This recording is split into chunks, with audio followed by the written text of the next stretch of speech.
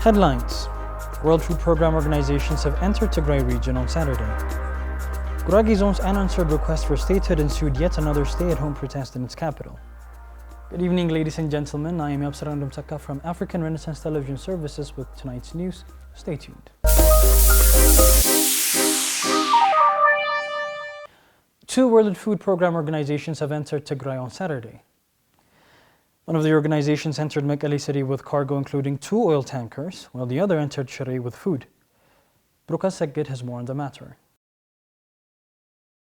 Yesterday, the World Food Programme announced that it was able to deliver critical medical supplies by air and is ready to deliver essential humanitarian aid to the Tigray region every day.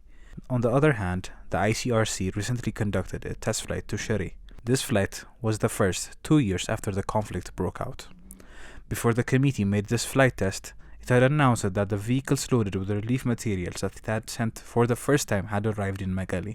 On Saturday, the institution announced that it has delivered the most urgent medical supplies by land and air to the city of Tigray, Shire. Together with the Ethiopian Red Cross Society, they stated that the 20 tons of aid will be distributed to the people in extremely difficult situations. Gurage zone's unanswered request for statehood has once again caused a protest. The people of Walqait City, the capital of Gurage zone and the Southern Nations Nationalities and Peoples regional state, have seen yet another protest in the form of boycotting the routine activities of the city and its surrounding areas, which include suspending civil service works and business activities. Brukas Seggit has more on the matter. Similar boycott protests had happened in Walqite on August 9th. Shortly after the submission on August 4th by the SNNP Regional State Council to the House of Federation. A plan was made to turn a cluster of 10 zones and 6 counties in the SNNP region into 2 new regional states out of the existing SNNP region. It is followed after the respective Council of Zones and Special County approved the request over the weekend of July 31st. However, the Gurage Zone Council had from the get-go opposed to the restructuring as it was seeking its regional state status, which it tabled as far back as November 2018. According to the various reports on local media, the protest that happened on Saturday is a continuation of the zone's rejection, the federal government restructuring arrangement which would see a new regional state emerging out of the SNNP region. Reports say that East Africans are getting abused from the Qatar government as they're building their World Cup stadium. A human rights lobby says laborers from Kenya, Uganda, and Ethiopia have suffered the most labor rights violations in Qatar, piling more pressure on the 2020 FIFA World Cup host, which has faced criticism on abuse. Brukas Seggit has more details.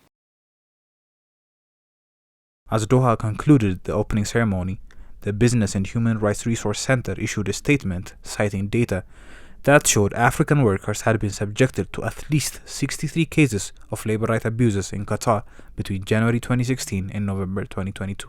Although figures from the Business and Human Rights Resource Center revealed that workers from Ethiopia, Kenya, and Uganda figure prominently among those abused, they also showed laborers from Ghana and Togo have been subjected to alleged labor violations.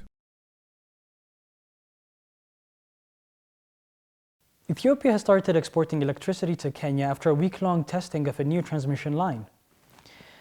The $500 million line has the capacity to transmit 2,000 megawatts of electricity. This potentially earns Ethiopia as much as $100 million annually. Brukas Seggit has more details.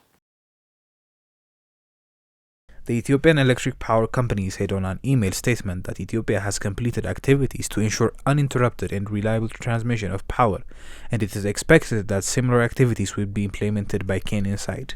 The Grand Ethiopian Renaissance Dam, a giant hydropower dam on a Nile River tributary, began generating electricity earlier this year.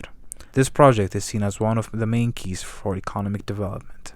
The $5 billion dam will be able to generate 5,150 megawatts of electricity once completed in 2024, and Ethiopia has signed supply agreements with Kenya, Sudan, Djibouti, Somaliland, Tanzania, and South Sudan. The Horn of African nation earned $95.4 million from electricity exports last year, according to the Ethiopian Electric Power.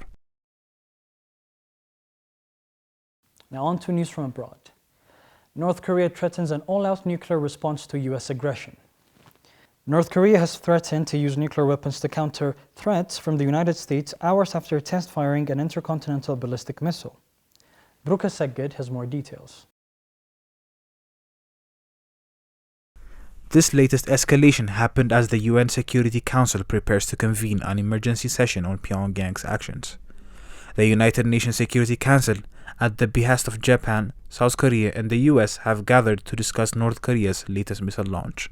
North Korea test-fired what is said was a Hwasong-17 ICBM, which can travel up to 15,000 kilometers on Friday, shortly after warning of fiercer military responses to Washington. On related news, US fly supersonic bombers in response to North Korea's aggression.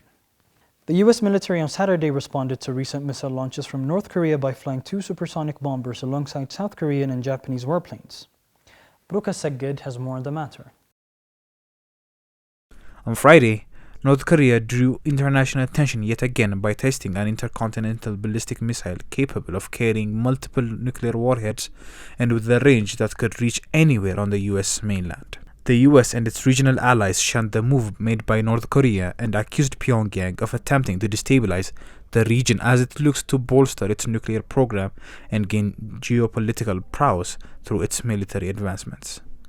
In response to this, the US deployed B-1B supersonic bombers in joint drills over South Korea on Saturday for the first time in 5 years after North Korea had increased its missile testing and overt aggression in the region. These were the news we had for you for tonight. Once again, I'm Yapsarandum Tekka from African Renaissance Television Services. Thank you for watching.